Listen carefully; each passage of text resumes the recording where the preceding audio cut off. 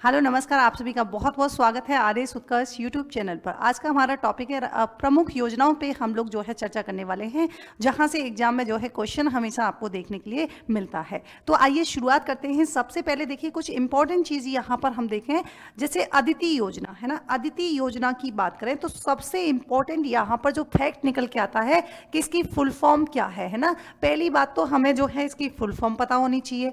तो यहाँ पर देखिए अदिति योजना जो है इसका है acing development of innovative technology with iDEX, जो है वो क्या है, इसकी फुल फॉर्म है। पहली बात तो उद्देश्य क्या है तो ध्यान रखेंगे यहाँ पर जो है ये किससे संबंधित है, डीप फेक आधारित जो है स्वदेशी तकनीक का विकास करना, और मैं कहूँ इसके अलावा रणनीतिक रक्षा तकनीकों में जो नवाचार करना है वो क्या है, ये अदिति योजना का जो है प्राथमिक उद्देश्य है। इसकी अवधि क्या रहने वाली है तो 2023 से जो है 24 थी, और 2023-24 से लेकर जो है मतलब इसकी जो शुरुआत हुई थी वो हुई थी 2023-24 में, और ये कब तक लागू रहने वाली है तो ये समय अवधि जो है 2025 से 2026 रहने वाली है। विशेषताओं की बात करें तो इसमें क्या है, अदिति चैलेंज के जो विजेता हैं उनको क्या किया जाएगा, यानी कि यहाँ पर 25 करोड़ तक का जो है क्या दिया जाएगा, अधिकतम जो है अनुदान यहाँ पर दिया जाएगा, है ना। और 50% क्या होगी, इसकी लिमिट होगी।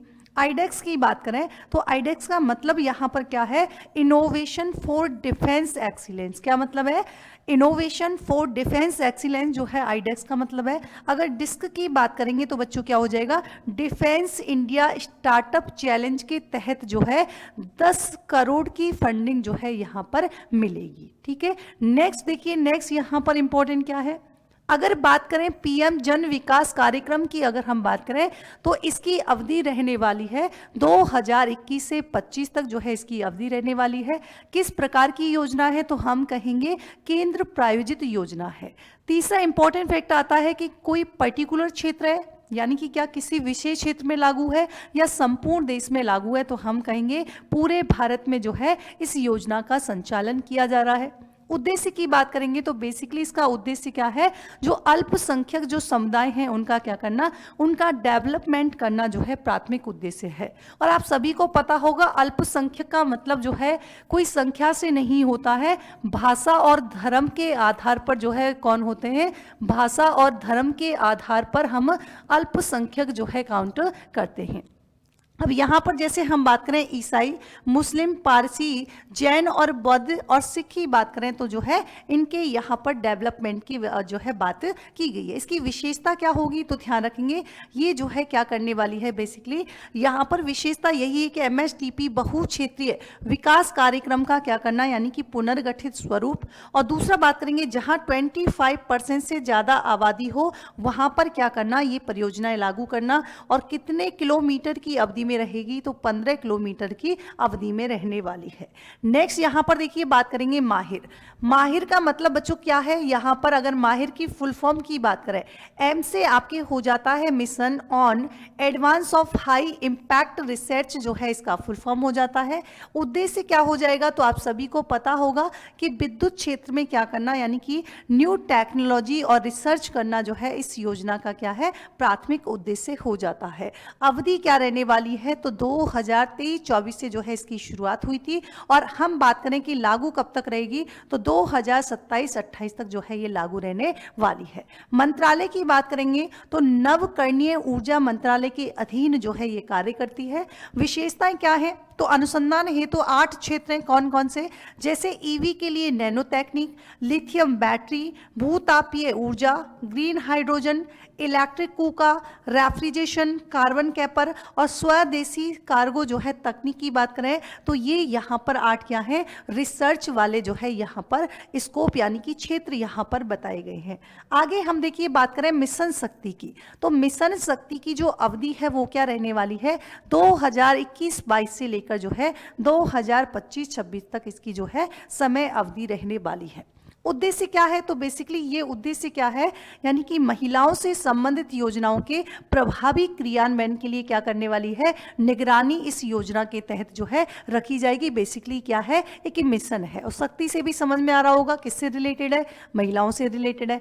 प्रावधान क्या है, इसमें 2 उपयोजनाएं शामिल होंगी। सामर्थ्य के तहत की बात करें तो एक तो प्रधानमंत्री मातृ वंदना योजना और दूसरी है उज्ज्वला, तीसरी है स्वाधार गृह, शक्ति सदन के यानी कि सखी निवास, एक है छात्रावास और एक है आपकी कौन सी, शिशु गृह योजना। जबकि हम बात करें संबल के तहत की बात करें, जैसे 181 जो है महिला हेल्पलाइन, आप सभी को पता होगा, एक वन स्टॉप सेंटर, और बेटी बचाओ बेटी पढ़ाओ आप सभी को पता है, जिसकी इसी के तहत जो है ना सुकन्या समृद्धि योजना जो है उसकी भी शुरुआत हुई थी। और एक आपके जो है नारी अदालत, क्या है, नारी अदालत जो है इसमें रहने वाली है। आगे देखिए हम बात करें पीएम मत्स्य किसान समृद्धि योजना की बात करें, घोषणा कब हुई थी, तो फरवरी 2024 में जो है इसकी घोषणा हुई है। अवधि क्या रहने वाली है, तो 2024 से जो है 2027 तक, यानी कि इसका जो टाइम पीरियड रहेगा वो रहेगा 4 वर्ष, है ना।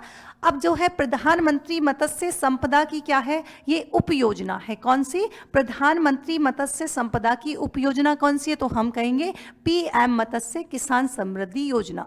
बजट जो है यहाँ पर कितने, तो हम कहेंगे 6000 करोड़ का जो है बजट इसके लिए रखा गया है। क्या इसमें वित्त पोषण जो है रहेगा, मतलब केंद्र और राज्य जो है, तो हाँ जी 50-50 जो है केंद्र और राज्य के बीच में जो है वित्त पोषण की बात यहाँ पर हुई है। उद्देश्य क्या है, तो यहाँ पर नाम से भी समझ में आ रहा था मत्स्य से, तो मत्स्य क्षेत्र का क्या करना, डिजिटल प्लेटफॉर्म और यहाँ पर जो है पंजीकरण करना। लाभार्थी की बात, तो मछुआरे, श्रमिक, मछली एसएचजी, एफपीओ आदि जो है क्या हो जाएंगे, यहाँ पर इसके लाभार्थी हो जाएंगे।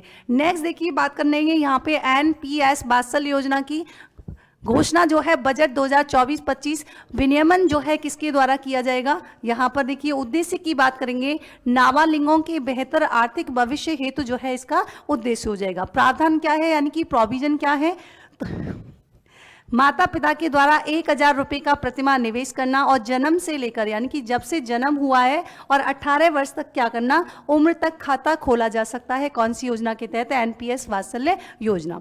इसमें देखिए नेक्स्ट अगर हम बात करेंगे उन्नति योजना, तो इसकी शुरुआत जो है मार्च 2024 से हुई थी। इसका नाम क्या है, तो उत्तर पूर्व ट्रांसफॉर्मेटिव इंडस्ट्रियलाइजेशन स्कीम। किस प्रकार की योजना है, तो हम कहेंगे केंद्रीय क्षेत्र की योजना है। क्रियान्वयन किसके द्वारा किया जाएगा, डीपीआई के द्वारा। उद्देश्य की बात करेंगे तो पूर्वोत्तर राज्यों में उद्योग विकास और रोजगार सृजन करना। अवधि की बात करेंगे तो 10 वर्षों तक रहने वाली है। और लाभ जो है ध्यान रखेंगे 60% जो है पूर्वोत्तर राज्यों के लिए, और साथ ही हम बात करेंगे 40% पहले आओ पहले पाओ के आधार पर जो है किया जाएगा। इसमें देखिए नेक्स्ट योजना की अगर हम बात करें पीएम जनमन अभियान, यानी कि प्रधानमंत्री जनजातीय आदिवासी न्याय महाअभियान, जिसकी फुल फॉर्म है। प्रारंभ की बात करेंगे 15 नवंबर 2023 को हुई थी। बजट जो है 24,000 करोड़ जो है बजट की बात हुई है। टाइम पीरियड यानी कि अवधि जो है कितनी रहने वाली है, 3 वर्ष। मंत्रालय कितने शामिल हैं, तो 9 मंत्रालय इसमें शामिल हैं। उद्देश्य क्या होगा, यानी कि पीवीटीजी जो समुदाय हैं उनको क्या लाना, मुख्य धारा में लाना, इसका जो है सामान्यतः उद्देश्य रहने वाला है। 11 बेसिक सुविधाएं विकसित करना, 18 राज्यों व 1 केंद्र शासित प्रदेश में जो है यहाँ पर इसको लाना। 28 लाख पीवीटीजी की क्या है, आबादी को जो है मुख्य धारा में लाना क्या होगा, इसका मुख्य उद्देश्य यहाँ पर रहने वाला है। तो ये थी आज की प्रमुख योजनाएं। ऐसी ही अन्य यूजफुल वीडियो के साथ फिर से हाजिर होंगे, तब तक के लिए thank you so much. Good night, take care, bye bye.